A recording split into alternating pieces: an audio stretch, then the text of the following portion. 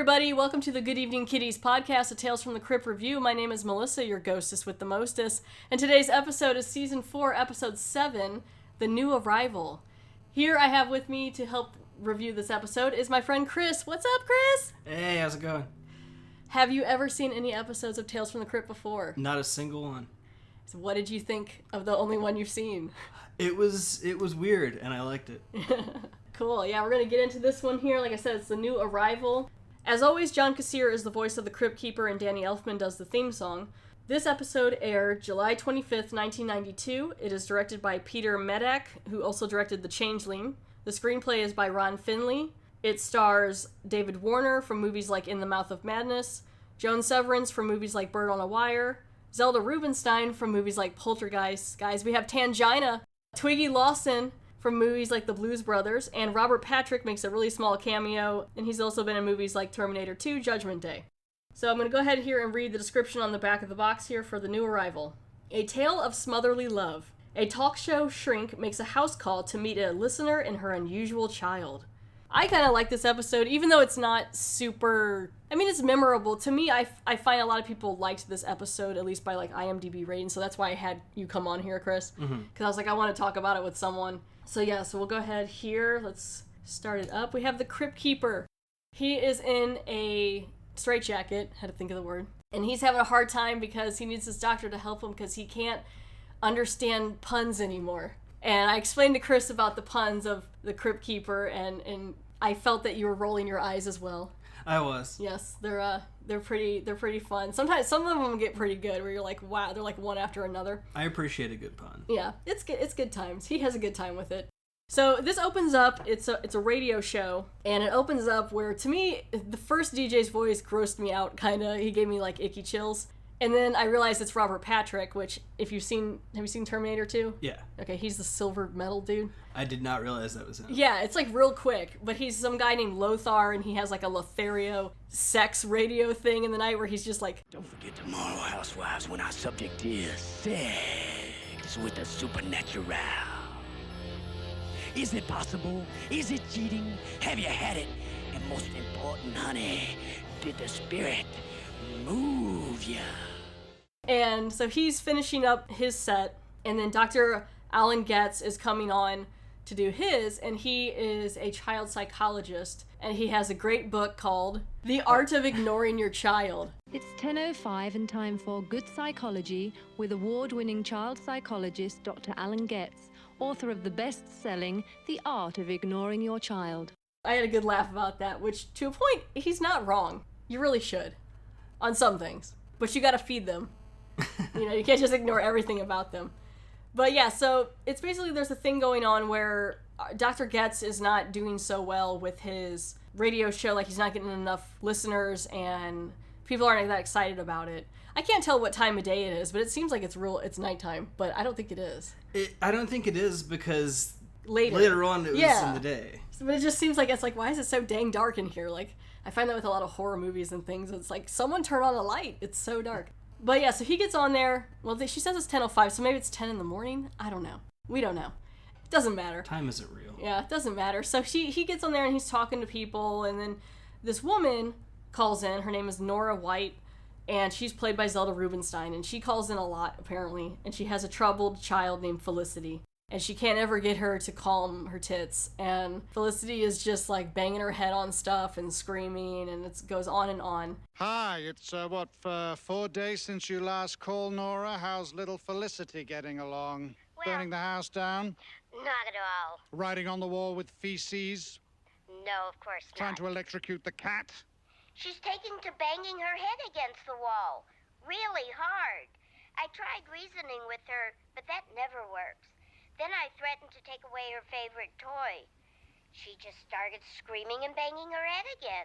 As this call's going on, this other chick, played by Joan Severance, is kind of like a owner or PA or something at the radio show, and comes in and is like, we're going to cancel you guys. So you need to figure out what you're going to do. This is your last show, whatever. You guys need to leave. And so Dr. Getz hears that because he, for some reason, has a switch where he can listen to the inside of the box on his own, which I find kind of weird.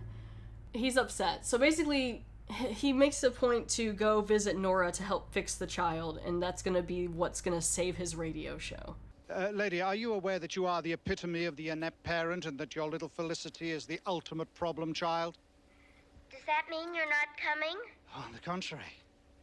I'm going to originate good psychology from your home every day until little Felicity is a fully functioning little girl. We're making a house call. You can't do that yet. Good psychology beats bad behavior every time.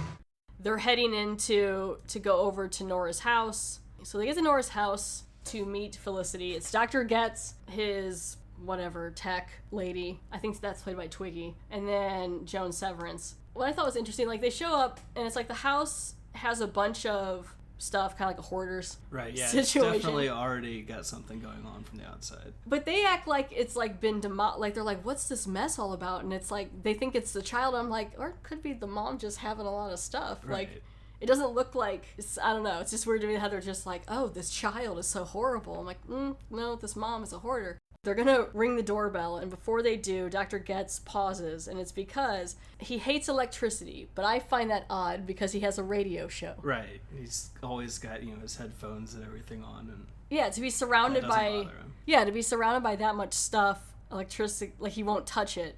His whole thing with the child psychology is ignore it, ignore it, ignore it, and then he snaps every time, which is I don't know what that's supposed to do, but yeah, so it's like, maybe you could just do that with your hatred of electricity. Just ignore it, ignore it, ignore it. And, yeah. I mean, it's a good thing you did. Yeah, I guess. Yeah, because then the one chick who's like very, like... manager, whoever.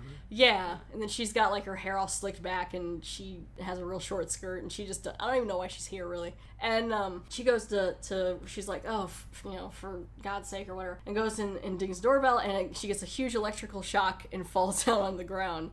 And then that's when the door is answered by Nora, and it's Zelda Rubinstein, and she's very wee. Most horror people know who she is. I mean, like I said, Poltergeist. She's been in a couple other movies too, but I think she does pretty well in this. She answers the door, and she's like, oh, sorry about that, I was tinkering with the doorbell. I don't know how that causes it, that it would electrocute yourself that bad, but it's a really old house, I guess. And so... She's a very good tinkerer. She is a very good tinkerer, yes. I'm a very good tinkerer. Apparently not, though. I feel like she meant to do that. She was like...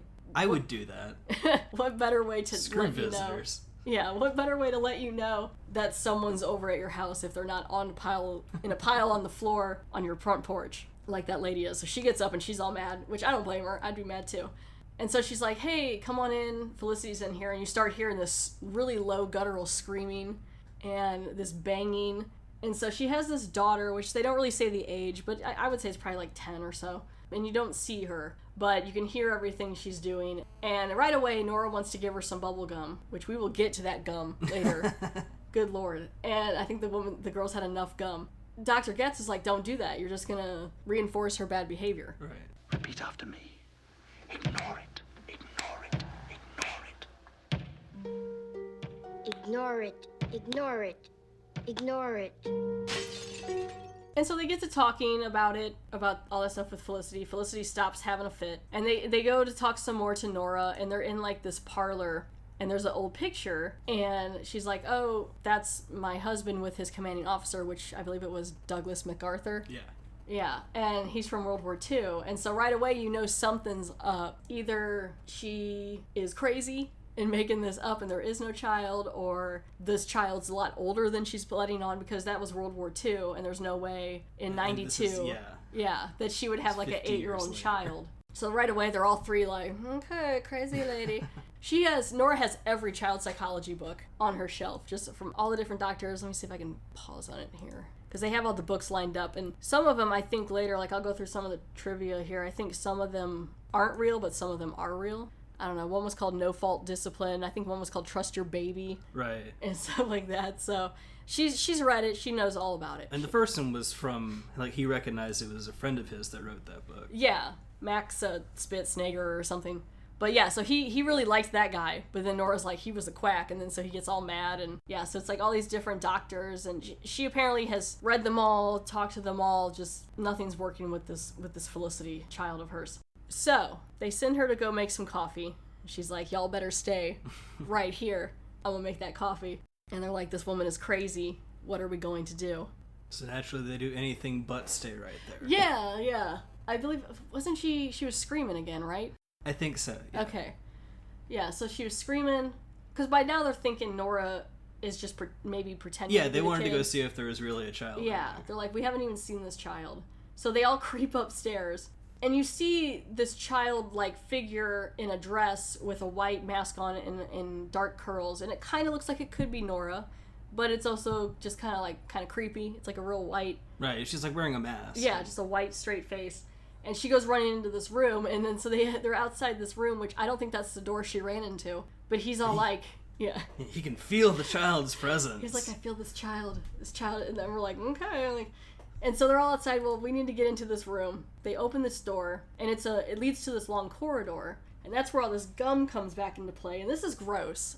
When I first this kid, first of all, this kid is real angry. I don't know what she's so mad about.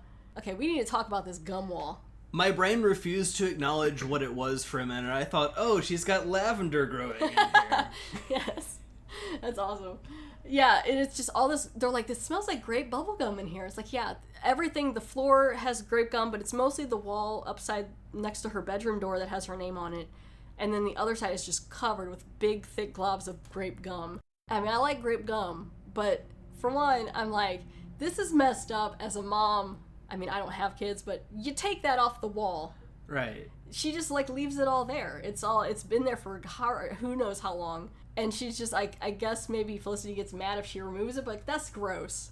The fancy manager chick, she steps on some and she's all mad. She's like, oh, it's my Italian shoes. Oh, God, it's all over the floors. Oh. Felicity? Felicity? Shit, it's on my shoes.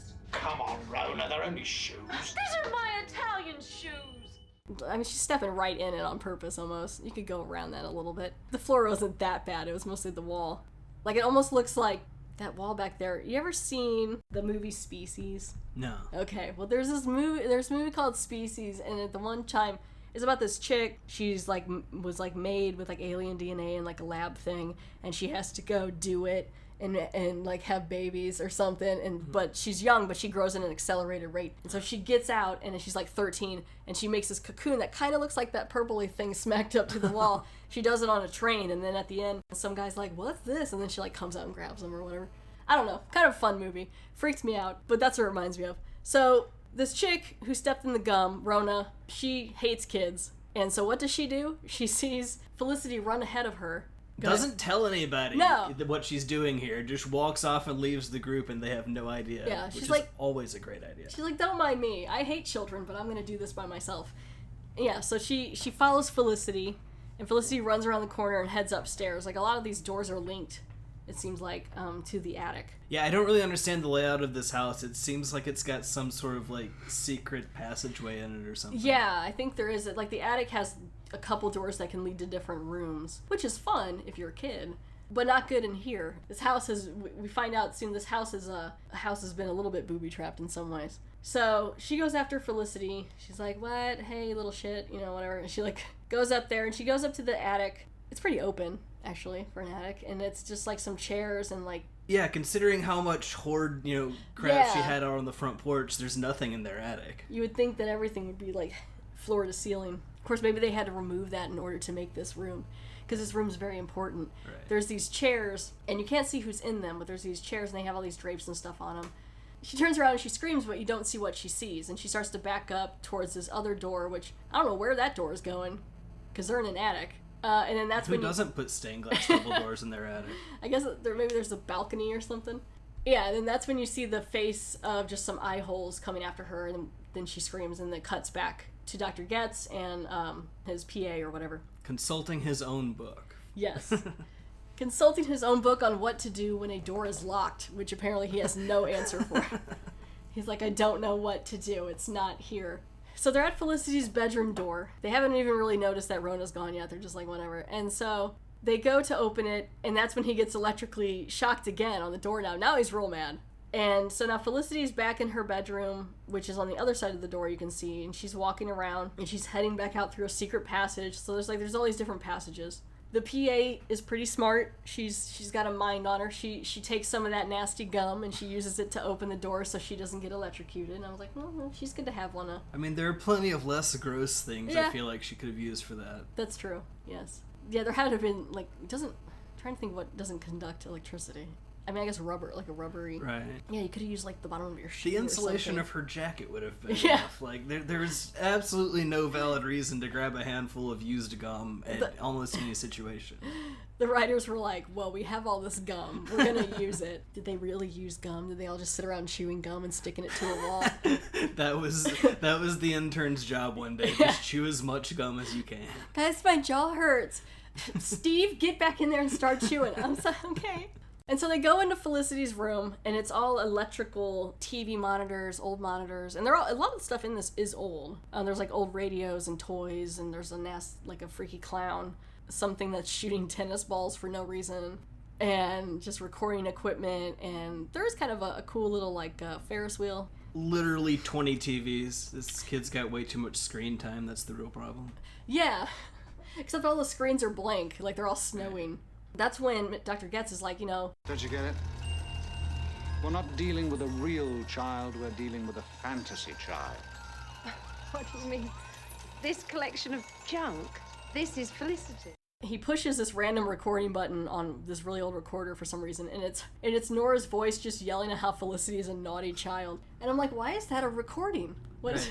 Are we torturing our child? Just that, okay, good night, sweetie. Hit that button before you walk out. You are a bad child. Bad. Okay, good night.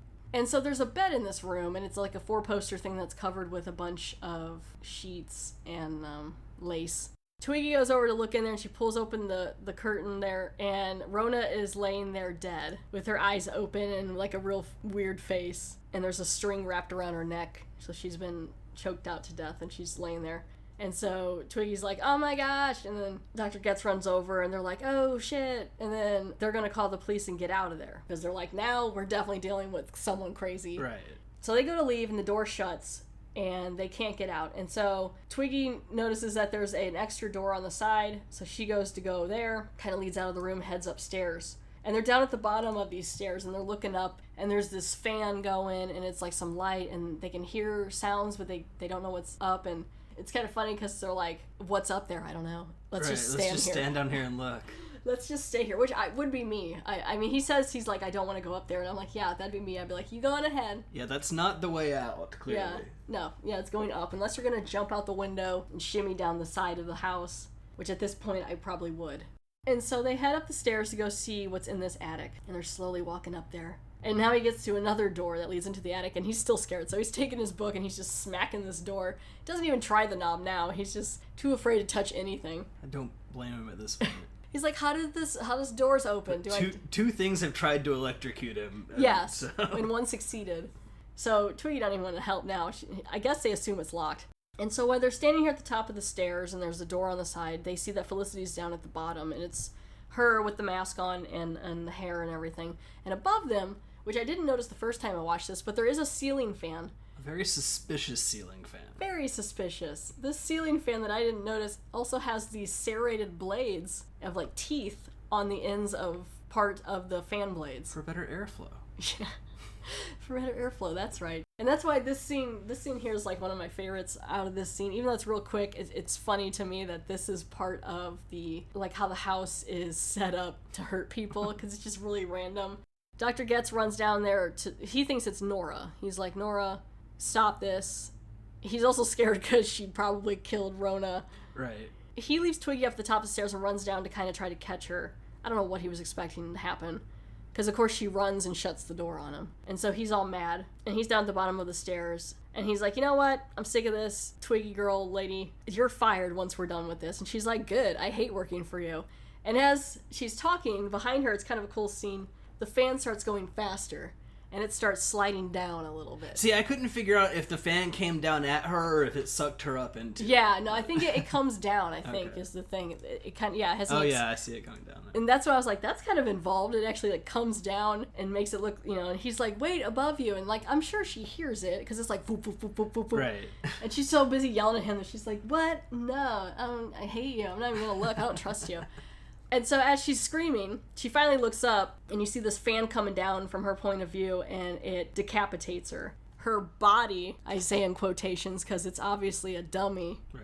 Well, I mean, I wouldn't think they've decapitated her anyway, but they just throw this body and there's like blood all over the place. He's down at the bottom with the body, and then her head is next to him, you can see. So she's decapitated, he gets knocked out from her falling down, I guess. I don't know, maybe he passes out. And so he wakes up, and now they're in the attic, and he's been tied to a chair with some jump rope, so I don't know how that keeps you anywhere. That was the same, I didn't realize it was jump rope, but it was the same kind of rope that the manager girl was strangled with. Oh, yeah. So I guess she was strangled with. That's all this kid plays with, is jump ropes. And so he's tied up with these jump ropes. He's coming to, and Nora's got a little mug of water or something for him, and she's offering it to him. And he's like, right away, trying to get out of it, like, oh, I need to hold it myself. You should untie me. And she's like, nope, sorry. Like, she's like, not gonna fall for that one. That's not good. She's like, maybe you should meet Felicity, since she's the patient. And he's like, all right, fine. So Nora said, I'll go get her. So this whole time he's still like, Nora's gonna go down and change into the outfit and come back up as Felicity. Right. This is a crazy woman. I have to get out of here. So he's trying to get unhooked and all that. So the door opens, and there's Felicity. She got the creepy mask on. Kind of reminds me when... Did you ever do paper mache in school? Yeah, it looks like those like blank mask templates. Yeah, just like a blank thing. We did it in 4th grade where we put it on each other's faces and then it hardens and then you painted it. Nice. It was weird because it gets real tight on your face. You don't like it. And I'm 9. I don't want this on my face. And so Felicity comes in and he's trying to be sweet. And there's a line here that's not... It's an unfortunate wording because he's on the seat and he's tied up and he's like...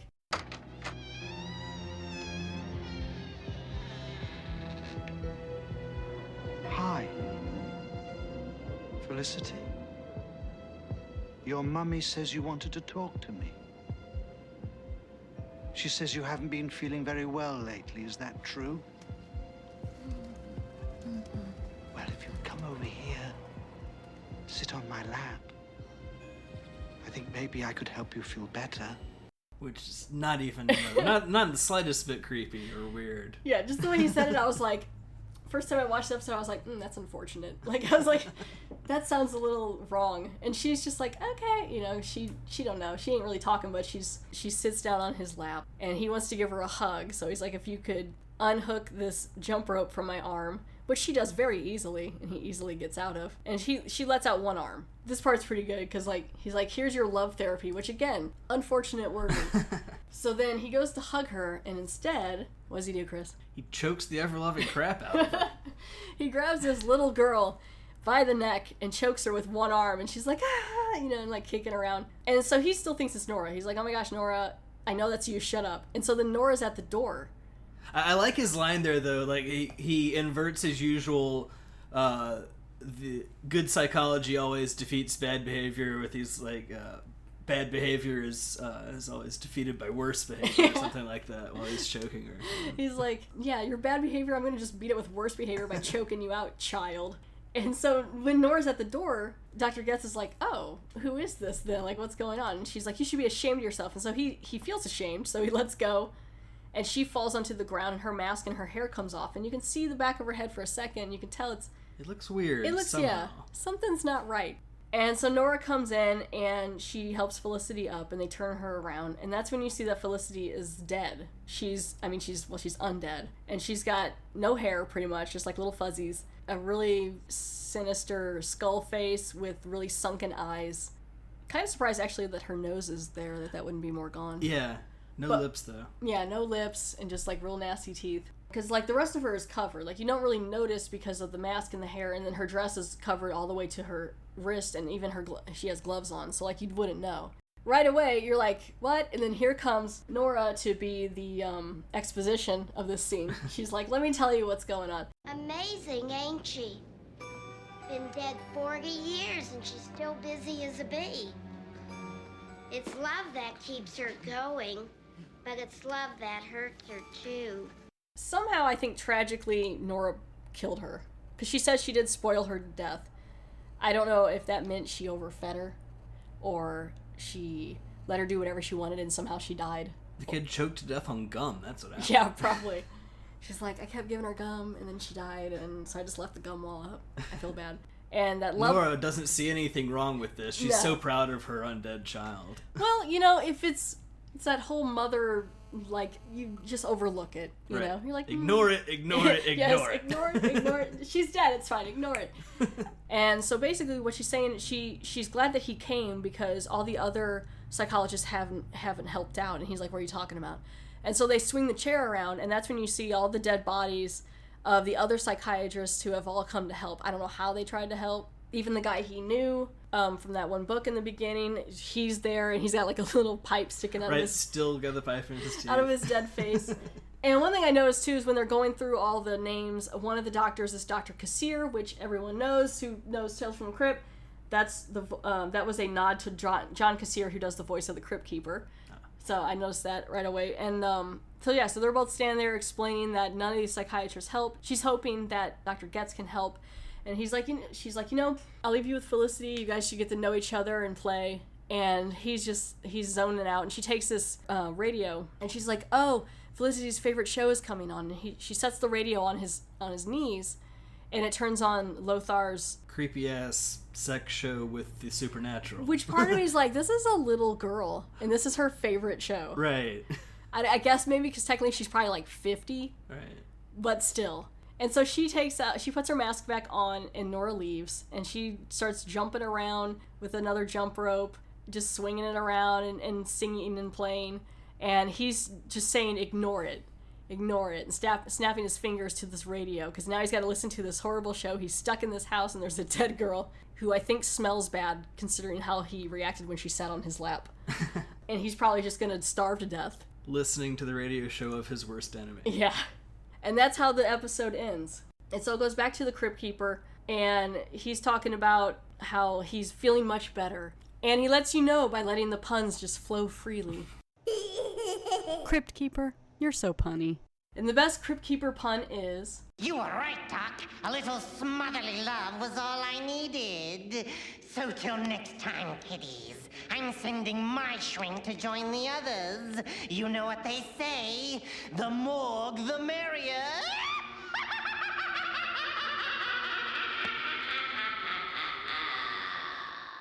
That's the end of the episode. Season 4, Episode 7, The New Arrival. There is some trivia for this one. Dr. Getz also recommends that Nora read his book, The Art of Ignoring Your Child. She informs him she already has it and shows him her collection. A close-up of the shelf reveals the Getz volume, plus several other books that apparently were made up by the prop department, except for 2 real books, the Scholarly Journal, Psychological Monographs for 1954, multiple issues from that year bound together as you would find in a library, complete with a real library call number on the spine, and a copy of the novel Ruth Felding Down in Dixie by Alice B. Emerson from 1916, a strange choice indeed for a shelf otherwise holding mostly self-help books on child psychology. The next episode is Season 4, Episode 8, Showdown. Chris, thank you so much for being on here today. Thank you for having me. Is there anything you wanted to promote while you're on here? So on the side, I also do some photography. If anybody wants to check me out, my Facebook page is Photography is Forbidden. It's mostly journalistic type of stuff from concerts and stuff. Cool. Yeah, I'll put a link on that in the show notes for that. So yeah, everyone, thank you so much for downloading and for listening. If you want, you can follow my Facebook page. I also have a Twitter at GAK Podcast. That's at GEK Podcast. If you feel so inclined, please leave a 5-star review on iTunes or on Facebook. And again, you can find me pretty much anywhere: Spotify, Podbean, Podbay, iTunes, Google Play, all that. So yeah, thank you guys, and have a good one.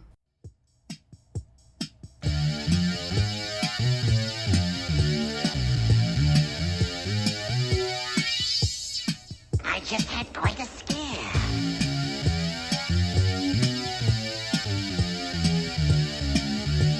I actually thought my heart was beating.